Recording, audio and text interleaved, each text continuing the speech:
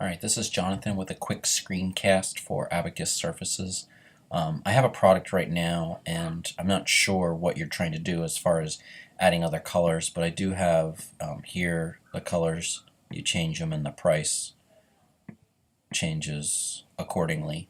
And the way that you do that, if you go into your product and navigate to the item you want to change, so let's just go to Playfall and filter that list, and then I'll go ahead and choose the 4-foot fall height. Now if the product already has all of your variations, and what I mean by that is I can change the color here, that's called a variation. What you can do is you can drop down here to variations, and you'll see this does have multiple variations, but right now the prices aren't showing there, and I'll show you why. But if I expand this, you can see there's prices in here, $687, $720, and $687 respectively. Okay, and that's what shows up here.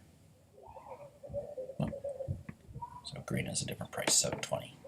So as far as adding more prices in, what you can do, I have these other variations in here, but I just didn't have the price list, or wasn't sure what prices needed to go where.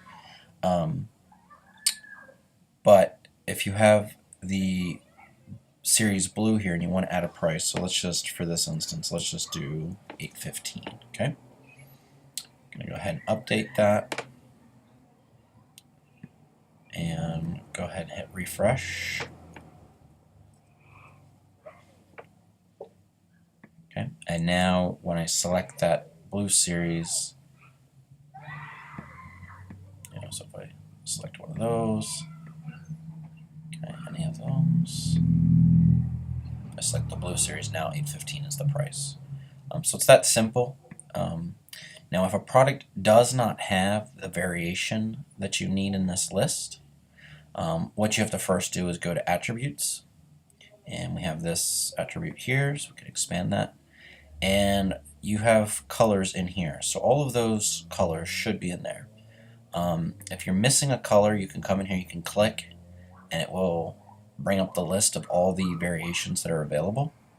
If your variation is not in that list, what you'll want to do is come over here to your attributes, or sorry, if your attribute is not in that list of your variation, you're going to need to come in here, and so this is a color attribute, and I can edit that.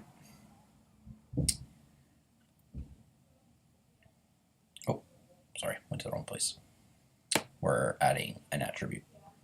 So we have color, and I want to add to this list. I can click over here to configure the terms, and then within that there are all of these, and you can go ahead and add a new color to that list.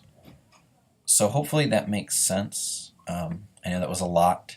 Again, the easiest thing to do when you come into an item, first thing to do would be check to see if there's variations. If those variations are listed, good chance it just doesn't have a price in there. Items only show up if there's a price available.